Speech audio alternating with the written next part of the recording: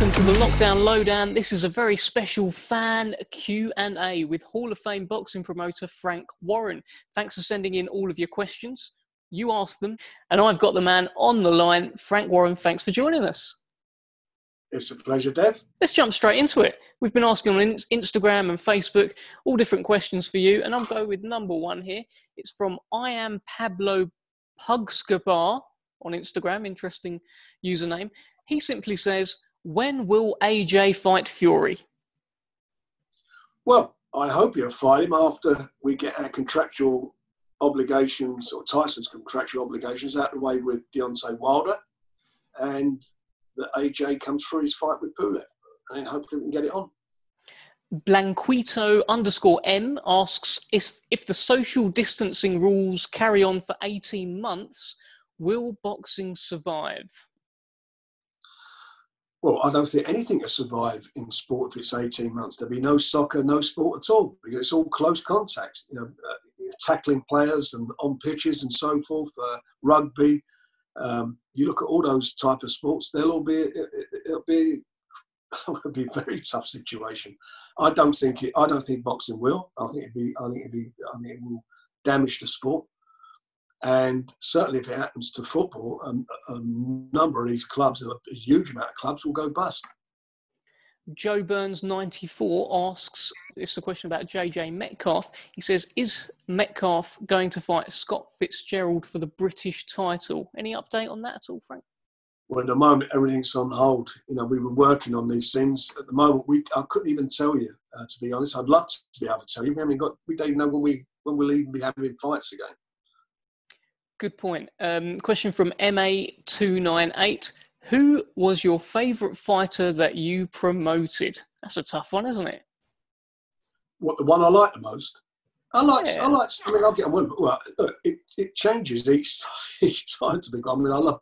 I love being involved with Tyson. It's brilliant. I love being involved with Naz. I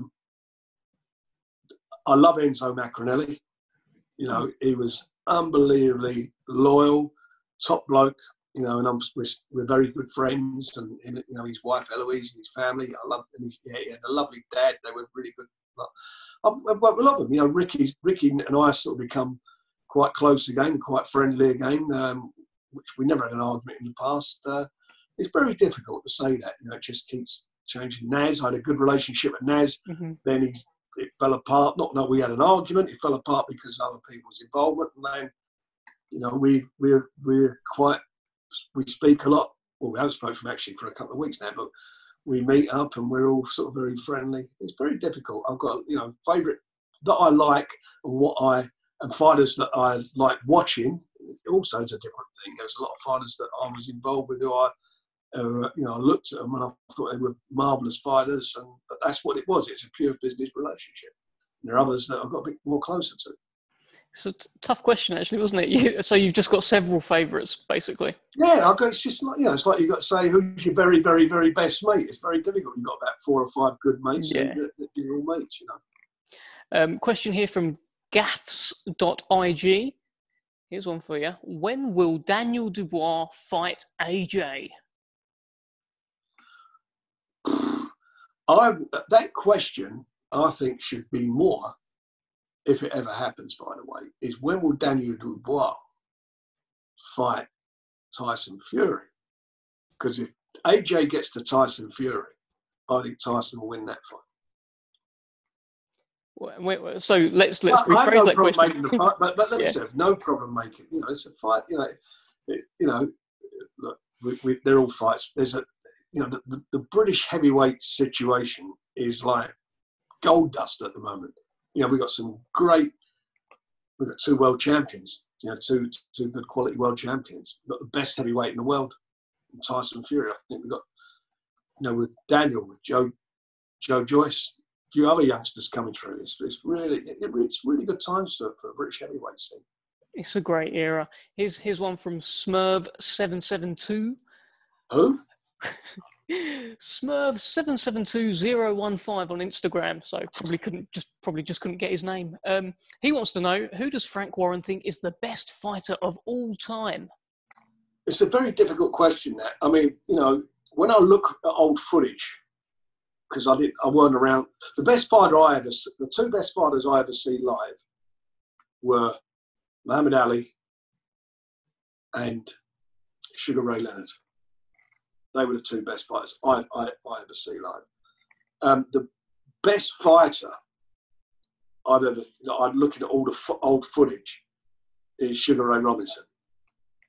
I mean, and that was in the era where they weighed in. It was the same as Leonard and Ali. They weighed in on the day of the fights. They were 15-round fights. But when you think of Ray Robinson, I mean, you look at the record. I can't remember who it was. I'm not sure it was one big fight. It might be Bobo Olsen. I'm not sure, but he fought him. They had a war, 15-round war.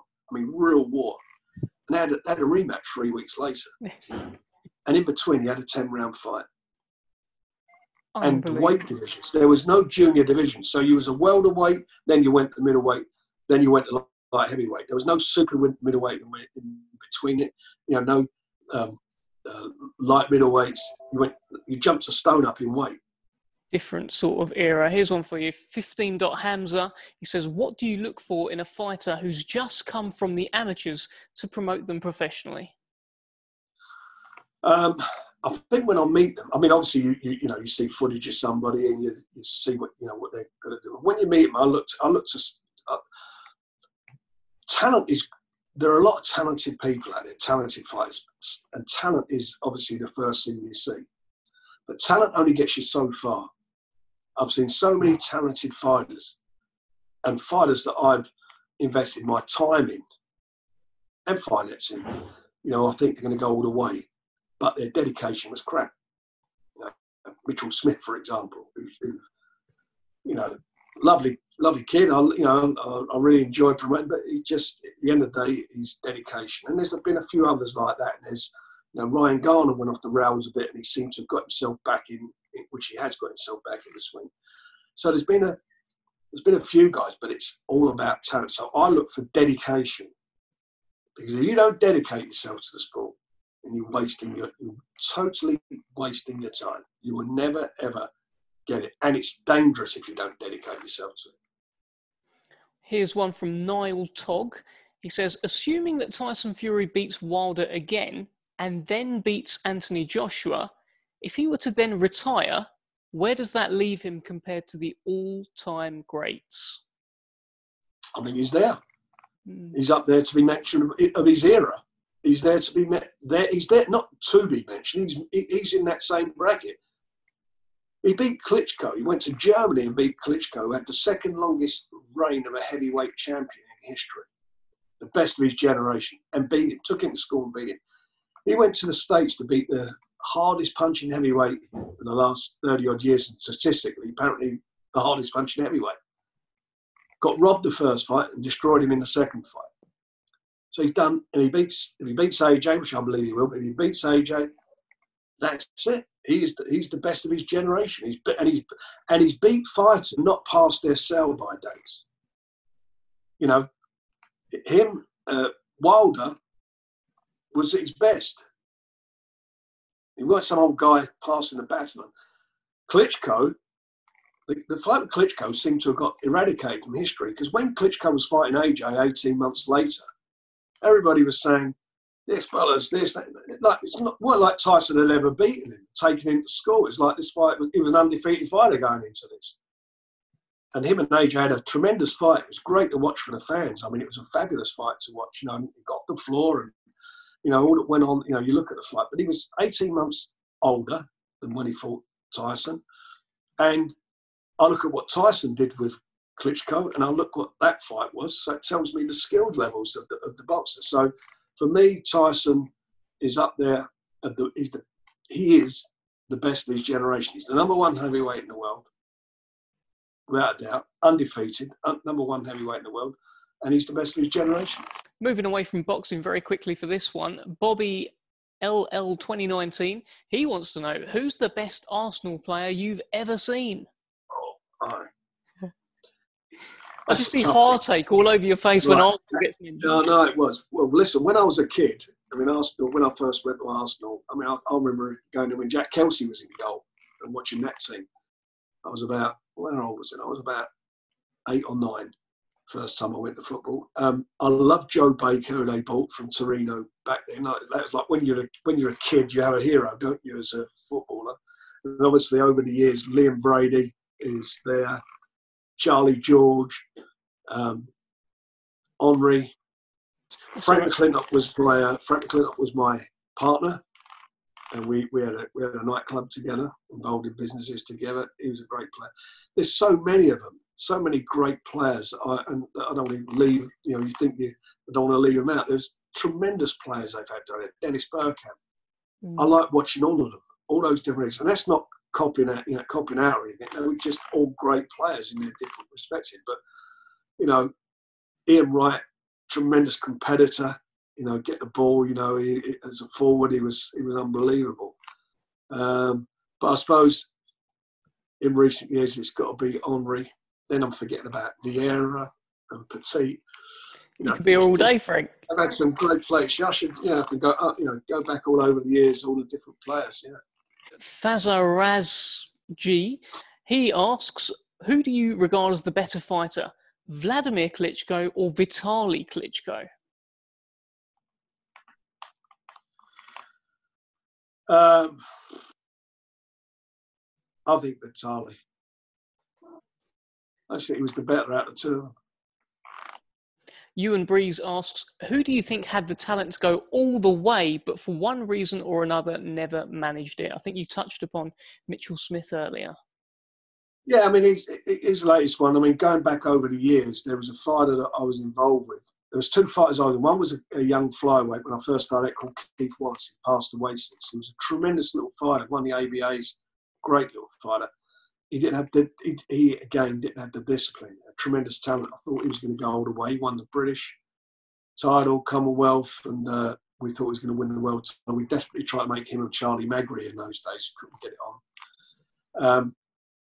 Then another fighter you probably never heard of is a fighter called Tony Collins, who was like this youngster who was a tremendous, tremendous, natural, gifted fighter. I remember him sparring with Lloyd Honeyghan when Lloyd Honeyghan had won a title, and this is a 17-year-old kid, by the way, and sparred with him. And Lloyd had all the trouble in the world with him. All the trouble. He was such a good fighter, but he had no discipline. Got himself in lots of trouble outside the ring, and unfortunately, it just didn't happen for him. A question from Carl Nelson, and there was a couple of others also asking, when is Jack Catterall going to get his more than deserved world title shot? Where are we with that one, Frank? Well, they've made the unification match, haven't they, between the two champions? He gets the winner. That's all done. Whenever sport gets back together again, and these guys get the fight on, they were supposed to fight in January, then it was being pushed back, I think, till March or April. Now, I don't know when it's going to happen. He's in a great position, though. He is the mandatory. Yeah. From Go Fast London, would you put Daniel Dubois in with Deontay Wilder after Fury is done with him? If Daniel comes through his fight against Joe Joyce, which is a real tough fight, he comes through that and another fight, yeah. By the end of the year, yeah. One from Dan Graham here. You were very innovative when it came to Hay versus Macronelli at a sold-out O2 in the early hours of the morning for American TV. Is that still an option for big fights in this country like Fury versus AJ? Yes, it is. All those, we've done a few of those fights. I think we've done the same with Lacey and Joe Kawasaki. Mm-hmm. So I've done that on a number of occasions. It's wherever to make these fights happen, the guys want to get paid big money. So we've got to generate that money. So whatever it takes sometimes to make it happen, you've got to do it. And if it means that we can get some serious money from American TV and do it 2-3 o'clock in the morning, then we'll do it. We've done it before. And it will be the first or the last time. Just a few more left. Reese Lawrence asks, is pay-per-view dying in the UK now that DAZN have announced they want to enter the market? Well, they made this comment before all this outbreak took place, but at the moment they've laid off the majority of their staff in the States. Their subscription, it's a subscription model in America that as far as boxing is concerned, there isn't any boxing on, so they're not showing any other sports. It's not like, say, an ESPN is doing. Their own CBS made a statement saying that it's basically it's put me in a setback seriously, and it's stopping them from doing their rolling out globally as they intended to do. But what they were doing in the UK market was going to, if they agreed the terms for the fight, was to do Billy Joe Saunders and Alvarez, or Canelo, and show it here. It wasn't there was promoting it here, and that's what I understand the intention was. Now, from my perspective, I'm not concerned with what DAZN are doing. I know what BT are doing, and that's all that matters to us. And I think DAZN have got a real fight on their hands coming back, according to what their own CEO says. And if you look at it, as I said earlier, they've got to get back all their subscribers back in the States, because they're not going to be subscribing if they're not getting anything. So it's a big problem for them. And they basically it looks like they got to restart again. I was reading online from Germany, the German end of their business, said they'd lost in 10 days nearly 25% of their subscribers. Richard Johnson asks, will Liam Williams v Demetrius Andrade happen in the UK? What do you reckon, Frank? I'd love it to happen in the UK, but at the moment it's all up in the air. We don't know where we are. The fights, we're supposed to be negotiating. We can't negotiate because no one can say when it takes place. It was negotiations were due to end this month and then go to purse bids, but that's all put on hold now. And finally, a question here from Pev Sani. Don't you think Dev Sani is doing a tremendous job with the Lowdown? He is funny, compelling, very handsome, and a huge asset to your organisation, it says here. Do you think he should have his own TV show? Well, I mean, I've got to be honest about it. We've been sort of thinking about that. The only thing, I think all those things you say are quite right, but unfortunately, he's got a radio face. Face for radio. Thanks very much for talking to us, Frank. Thanks for sending in your questions, everyone at home. And Frank Warren, I'm sure we'll hear from you soon. You certainly will, darling. Cheers, Frank.